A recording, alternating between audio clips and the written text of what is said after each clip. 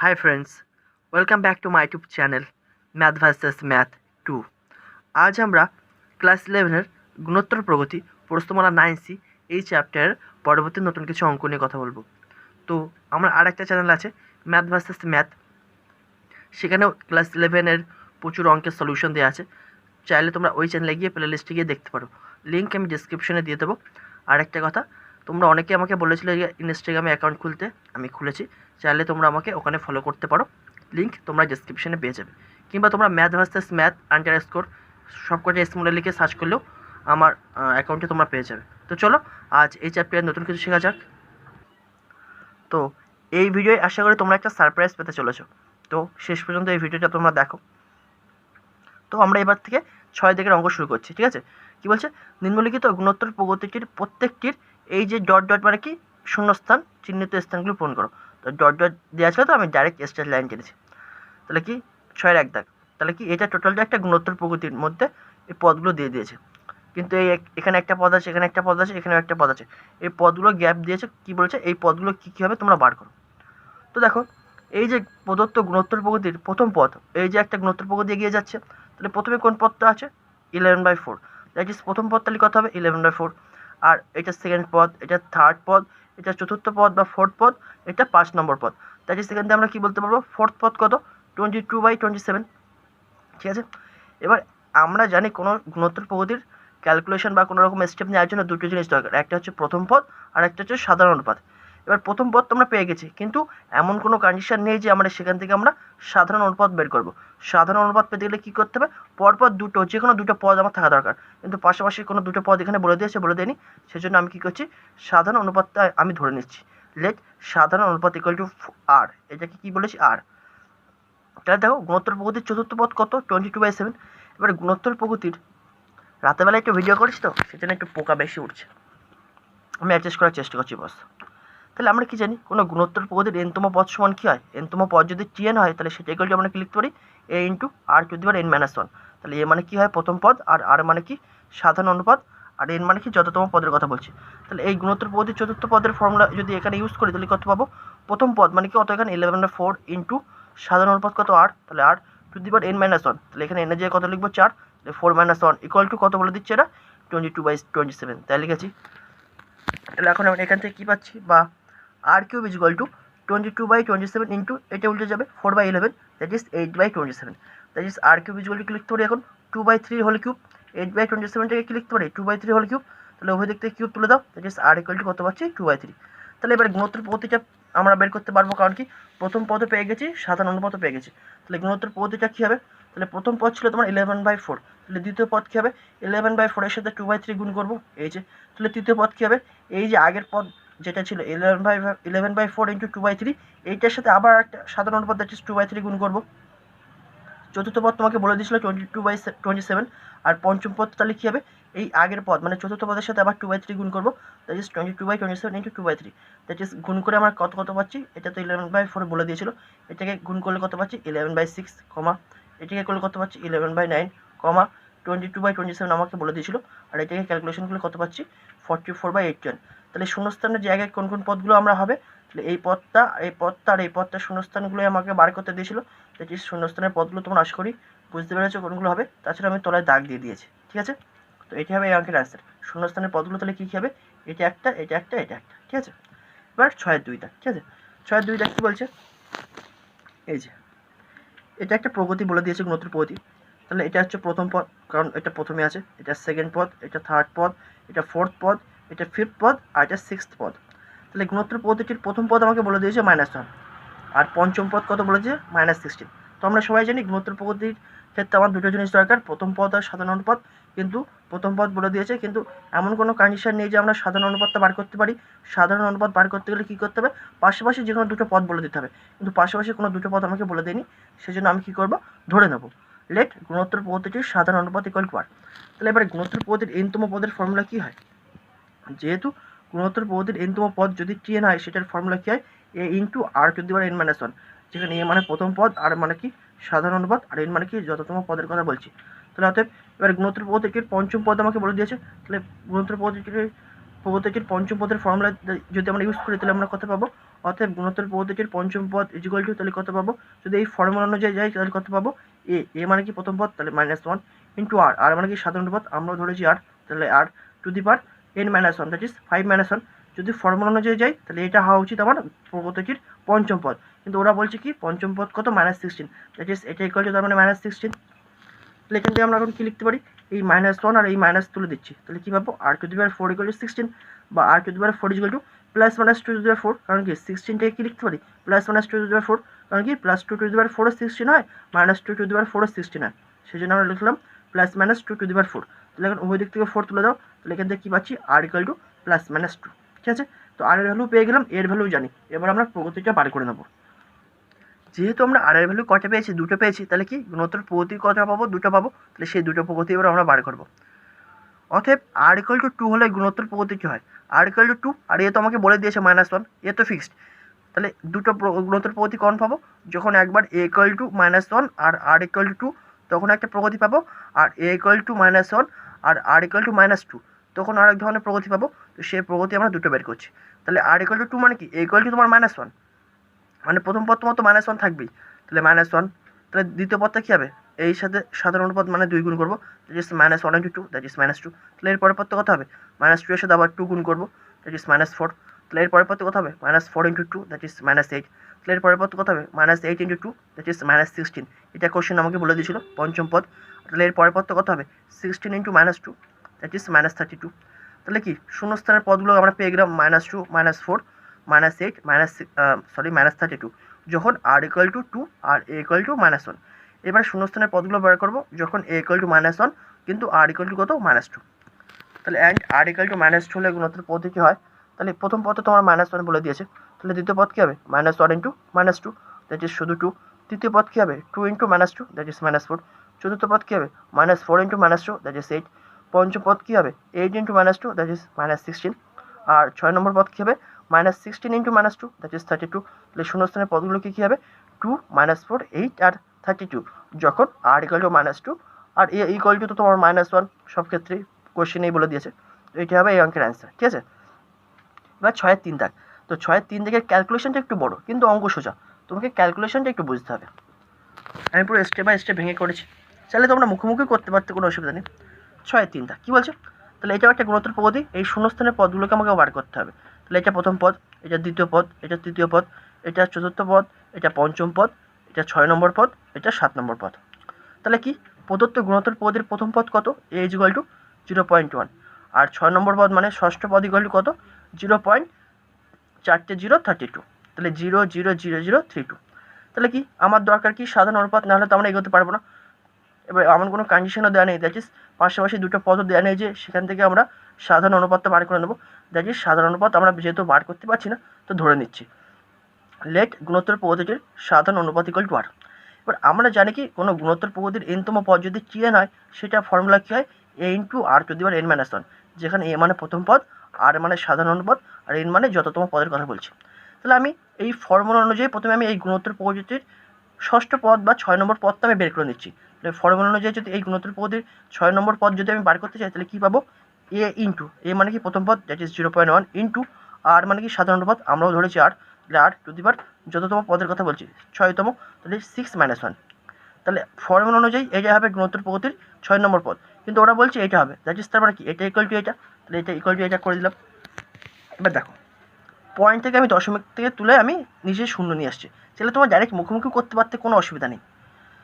তাহলে এখান থেকে আমরা লিখতে পারি 0.1 মানে লিখতে পারি 1/10 into r to the power 5 is equal to 32 by, দেখো দশমিকের পরে কটা সংখ্যা আছে, 6টা, তাহলে 1 লিখে তারপরে 6টা শূন্য দেবো, তাহলে 3টা 6টা শূন্য দিয়েছে, তাহলে R to the power 5 is equal to লিখতে পারি কোনো গুণ করো 32 ইন্টু 10 বাই 1 লিখে তারপরে 6টা শূন্য, তাহলে এখন একটা শূন্য আর একটা শূন্য কেটে যাবে, দ্যাট ইজ 32 বাই 1 লিখে 5টা শূন্য, তাহলে R to the power 5 equal যখন লিখতে পারি 2/10 টু দি পাওয়ার 5, 32 বাই 1 লিখে 5টা শূন্য, এটাকে যদি আমরা পাওয়ারের ফর্মে লিখতে চাই তাহলে কি লিখতে পারি 2/10 টু দি পাওয়ার 5, কারণ কি 2 টু দি পাওয়ার 5 ও 32 হয়, আর 10 টু দি পাওয়ার 5 হয়ে যায় কি একের পরে 5টা শূন্য, that is R to the power 5 সমান কি লিখতে পারি 2/10 to the power 5, that is উভয় দিক থেকে এখন 5 তুলে দাও 5 থেকে, তাহলে এখান থেকে আমরা কী পাবো, আর ইকুয়াল টু 2/10, দ্যাট ইজ এখান থেকে আমরা কী পাচ্ছি আর ইকুয়াল টু 0.2, দ্যাট ইজ আমরা সাধারণ পদ পেয়ে গেলাম।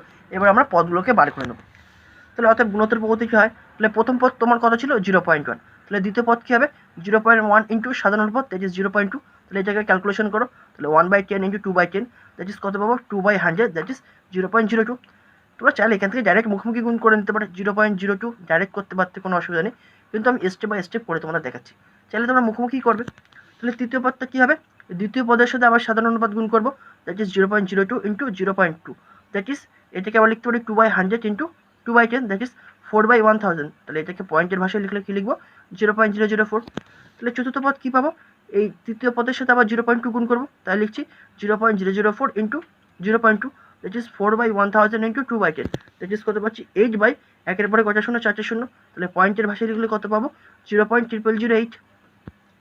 তাহলে পঞ্চম পদটা কী পাবো, পঞ্চম পদটা পাবো এই চতুর্থ পদের সাথে আবার 0.2 গুণ করে দেবো, তাই গুণ করছি 0.0008 ইন্টু 0.2 দ্যাট ইজ পয়েন্ট থেকে মানে ফ্র্যাকশনে নিয়ে যাও, তাহলে কী পাবো 8/, একের পরে 4টে শূন্য ইন্টু 2/10 দ্যাট ইজ 8 দুগুণে 16/, একের পরে কটা শূন্য হবে 4টে, আর এখানকার একটা 5টা দ্যাট ইজ কত পাবো 16/, একের পরে 5টা শূন্যকে যদি দশমিকের ফর্মেটে লিখতে চাই তাহলে কী লিখতে হবে 0.0016 বা 16 তো বলা যায় না 16 বলতে হয়। তাহলে এটা হয়ে গেল আমার পঞ্চম পদ। আর ওরা 6 নম্বর পদ বা ষষ্ঠ পদ ওরা বলে দিয়েছিল, এটা ছিল 6 নম্বর পদ ওরা যেটা কোশ্চেনে বলে দিয়েছিল। তাহলে 7 নম্বর পদটা কী হবে, এর সাথে আবার 0.2 বা সাধারণ অনুপাত গুণ করবো, তাহলে 0.4032 into 0.2 that is equal two আমরা কি লিখতে পারি 32/, একের পরে কটা শূন্য 6টা, 3 আর 3 6টা ইন্টু 2/10, তাহলে অ্যান্সার কত হবে ইকুয়াল টু 64/, একের পরে তাহলে টোটাল কটা শূন্য হবে 7টা, তাহলে একের পরে দেখো 7টা শূন্য দিয়েছে, তাহলে এটাকে যদি আমি দশমিকে নিয়েছি তাহলে কি লিখবো 0.5064। তো এটা হবে আমার 7 নম্বর পদ, ঠিক আছে। তো আশা করি শূন্যস্থানে কী কী পদগুলো হবে সেটা তোমরা বুঝতে পেরেছো। এবার 7 দাগ কী বলছে, আর এর মান নির্ণয় করো যদি 7-এর 1 কী বলছে 3r + 1 7r আর 10r + 8 গুণোত্তর পদ্ধতি থাকে। এবার আমরা কি জানি, তিনটের সংখ্যা যদি গুণোত্তর পদ্ধতি থাকে তাহলে মিডলের সংখ্যার বর্গ ইকুয়াল টু দুই প্রান্তের যে দুটো পদ থাকে তাদের গুণফলের সমান। তাহলে আমি তাই লিখছি যেহেতু 3r + 1 7r আর 10r + 8 গুণোত্তর পদ্ধতিভুক্ত, তাহলে এখান থেকে আমরা কি লিখবো মিডলটার বর্গ that is 7r whole square equal to প্রান্তীয় দুটো পদের গুণফল that is 3r + 1 into 10r + 8। এবার জাস্ট ক্যালকুলেশন করো, তাহলে কী পাবো বা 49r² ইকুয়াল টু এবার গুণ করো 3r ইন্টু 10r, তাহলে কত পাবো 30r² plus 3r into 8 that is 24r plus 1 into 10r তাহলে plus 10r plus 1 into plus 8 that is plus 8। এবার এই সমস্ত পদগুলোকে এই পাশে নিয়ে এসো, এখান থেকে লিখতে পারি 49r² মাইনাস 30r² মাইনাস কী হচ্ছে দেখো 24r আর প্লাস 10r কত হয়ে যায় 34r, তাহলে এই পাশে চলে আসলে মাইনাস হয়ে যাবে মাইনাস 34r প্লাস 8, এই পাশে চলে আসলে -8 ইকুয়াল টু 0। তাহলে এবার কী করছি আমি ক্যালকুলেশন করো, বা 49r² মাইনাস 30r² কত হয়ে যায় 19r² minus 34r minus 8 equal to 0। এবার এটা মিডল টার্ম করো বা দ্বিঘাত সমীকরণ করতে দ্বিপদ সিদ্ধরাচার্যের ফর্মুলা। তোমাদের যদি মিডল টার্ম করতে প্রবলেম হয় তাহলে তোমরা সিদ্ধরাচার্যের ফর্মুলা ইউজ করে ফেলবা, ঠিক আছে। আমি এটা মিডল টার্ম করলাম, তাহলে কত পাচ্ছি বা 19r² minus 38r plus 4r minus 8 equal to 0। 8 into 19 করলে যা হয় 38 ইন্টু 4 করলে সেটাই হয়, ঠিক আছে। তাহলে এখান থেকে আমরা মিডলটা আমরা যেভাবে করতে হয় সেভাবে আমরা করেছি। তাহলে এখন এই প্রথম দুটো পদের মধ্যে থেকে আমি 19r কমন নিচ্ছি, তাহলে বা 19r ইন্টু r-2 প্লাস এই পরের দুটো পদের মধ্যে থেকে আমি 4 কমন নিচ্ছি 4 into r-2 equal to 0। That is সেখানে আমরা কি লিখতে পারবো বা r-2 into 19r plus 4 equal two 0। That is তাহলে এখানে r এর দুটো ভ্যালু পাবো, হয় r-2 ইকুয়াল টু 0 বা r ইকুয়াল টু 2, নতুবা 8 ইকুয়াল টু 0, নতুবা 19r প্লাস 4 ইকুয়াল টু 0 বা r ইকুয়াল টু -4/19, ঠিক আছে। এবার সাথে দুইটা কী বলছে 2r 4r + 1 আর 6r + 2 গুণোত্তর পদ্ধতিতে থাকে তবে আমাকে r এর ভ্যালু বার করতে হবে। তাহলে এখানে সেম কনসেপ্ট আগেরটার মতো, যেহেতু 2r 4r + 1 আর 6r + 2 গুণোত্তর পদ্ধতিভুক্ত, তার মানে কী বলবো মিডলটার বর্গ ইকুয়াল টু প্রান্তের দুটো পদের গুণফল, অতএব 4r + 1 এর whole square equal to 2r into 6r + 2। এবার এটাকে a + b এর হোল স্কয়ার ফর্মুলা ভাঙো, তাহলে a স্কয়ার মানে 4r এর হোল স্কয়ার দ্যাট ইজ কত পাবো 16r² plus 2ab that is 2 into 4r into 1 that is 8r plus b square মানে কি 1 এর হোল স্কয়ার মানে শুধু 1 ইকুয়াল টু 2r এর সাথে গুণ করো, তাহলে 2r ইন্টু 6r কত হয় 12r² প্লাস 2r ইন্টু 2 তাহলে কত হয় প্লাস 4r। তাহলে এগুলোকে এই পাশে নিয়ে এসো, তাহলে কী পাবো বা 16r² প্লাস 12r² এই পাশে চলে আসলো -12r² প্লাস 8r আর 4r পাশে চলে আসলো -4r প্লাস 1 ইকুয়াল টু 0। বা এবার ক্যালকুলেশন করো 16r² মাইনাস 12r² কত হয় 4r², 8r মাইনাস 4r কত হয় plus 4r plus 1 equal to 0। এবার এটাকে তোমরা মিডল টার্মও করতে পারো বা ডাইরেক্ট 2r+1 হোল স্কোয়ারের ফর্মুলা ফেলতে পারো, ঠিক আছে। তো আমি এটা মিডল টার্ম করছি, কারণ কি এক নশোতে কারোর এটা বোঝার উপায় নেই যে এটা কোনো কিছুর বর্গের ফর্মুলায় পড়ে আছে, তো আমাকে মিডল টার্ম করে এগোতে হবে। তাহলে 4 কে 4, তাহলে কি 2 2 4, তাহলে 2r+2r ফর্মে নিয়ে যাবো। তাহলে 4r² + 2r+1 0, বা এই প্রথম দুটো পদের মধ্যে থেকে আমি 2r কমন নিচ্ছি, তাহলে 2r কমন দিলে কী পাবো 2r × 2r+1, আর এই পরের দুটো পদের মধ্যে থেকে +1 কমন নিচ্ছি, তাহলে +1 কমন দিলে কী পাবো +1 × 2r+1 = 0। তাহলে এটাকে আমরা কী লিখতে পারি 2r+1 × 2r+1 = 0, বা 2r+1 হোল স্কোয়ার = 0। তাহলে এখান থেকে আমরা কী লিখতে পারি 2r+1 = 0, কারণ কি বর্গমূল করে দিচ্ছি, তাহলে 0 বর্গমূল করলে তো 0ই পাই, দ্যাট ইজ এখান থেকে আমরা কত পাচ্ছি r = -1/2। ওকে, এইবার যেটা আমার সাসপেন্স, এইবার থেকে অঙ্ক আমি তোমাদের সামনে করে দেখাচ্ছি, ঠিক আছে। আর আগের থেকে আর করে রাখবো না, তোমাদের সামনে আমি হাতে করে দেখাবো, ঠিক আছে। তো চলো এবার কত দাগের অঙ্ক হবে, 8 দাগের অঙ্ক থেকে তোমাদের সামনে আমি করে দেখাচ্ছি। ওকে, তো চলো। হ্যাঁ কী বলছে 8 দাগ, কী বলছে 7/4 এবং 56-এর মধ্যে 4টি গুণোত্তরীর মধ্যক বসাও। আমি মনে করছি 7/4 এবং 56-এর মধ্যে যে 4টি গুণোত্তরীর মধ্যক হবে সেগুলো হবে G1, G2, G3 আর G4, ঠিক আছে। লেট 7/4 অ্যান্ড 56-এর মধ্যে অবস্থিত 4টি গুণোত্তরীয়, আশা করি দেখতে পাচ্ছ, গুণোত্তরীয় মধ্যক হলো G1, G2, G3, G4। তাহলে এখন এই গুণোত্তর পদ্ধতিটাকে যদি আমরা লিখি তাহলে কীভাবে লিখতে পারবো, অতএব গুণোত্তর পদ্ধতি হলো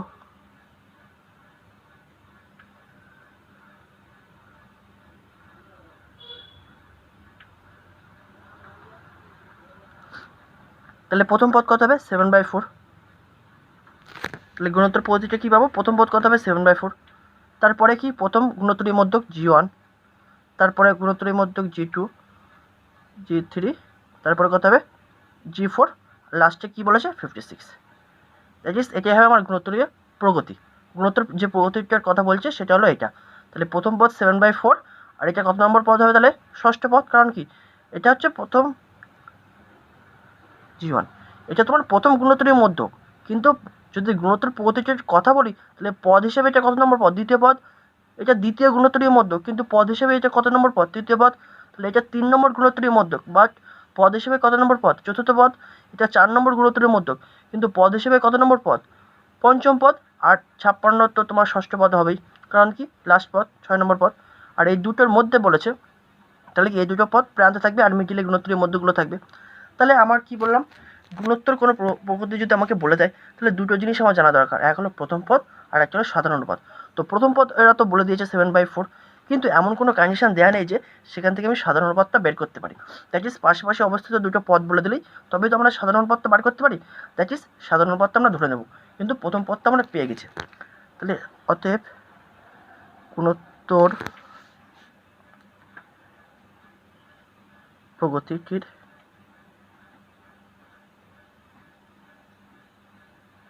প্রথম পদ কত হবে, তাহলে প্রথম পদ যেটাকে আমরা এ দ্বারা ডিনোট করি = 7/4। তাহলে যেহেতু সাধারণ পদ বের করার কোনো উপায় নেই, লেট গুণোত্তর প্রগতিটির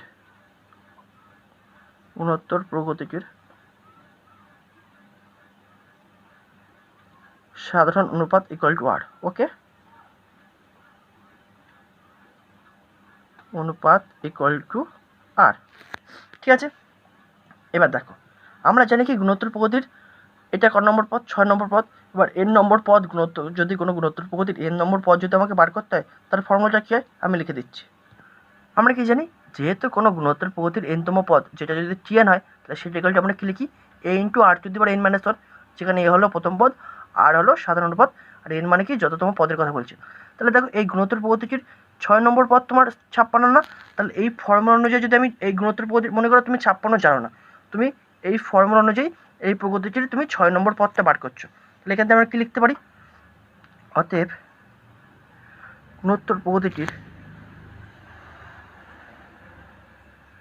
গুণোত্তর প্রগতিটির ষষ্ঠ পদ ইকুয়াল টু তাহলে কি লিখতে পারি, এ মানে প্রথম পদ, এখানে প্রথম পদ কত হচ্ছে 7/4 ইন্টু আর মানে কি সাধারণ অনুপাত আমি কত ধরেছি, আরই ধরেছি, আর টু দি পাওয়ার যততম পদের কথা বলছি 6 - 1। এটা হচ্ছে ফর্মুলা অনুযায়ী এই গুণোত্তর পদ্ধতির ষষ্ঠ পদ, কিন্তু ওটা কী বলে দিচ্ছে, ষষ্ঠ পদ কত হবে 56, দ্যাট ইজ এটা ইকুয়াল টু আমি কত লিখতে পারি 56। এবার ক্যালকুলেশন করে আমি আর এর ভ্যালুটা বার করে নেবো, তাহলে বা R to the power 5 value কি লিখতে পারি 56 ইন্টু 4/7, উল্টে যাবে, কোনে কোনে গুণ করে দিলাম 4/7, তাহলে 27টা 56 আর 4 32, তাহলে এটার ভ্যালু কত 32, তাহলে 32 সময় আমি কী লিখতে পারি 2 to the power 5, that is R to the power 5 equal to কত পাচ্ছি 2 টু দি পাওয়ার 5, তাহলে উভয় দিক থেকে 5 তুলে দাও, তাহলে এখান থেকে আমরা কী লিখতে পারি বা আর ইকুয়াল টু 2। ঠিক আছে, এবার গুণোত্তরীয় মধ্যগুলো এবার বার করবো। তাহলে তোমার গুণোত্তর যে প্রগতিটা ছিল তার প্রথম পদ কত ছিল, প্রথম পদ ছিল তোমার 7/4,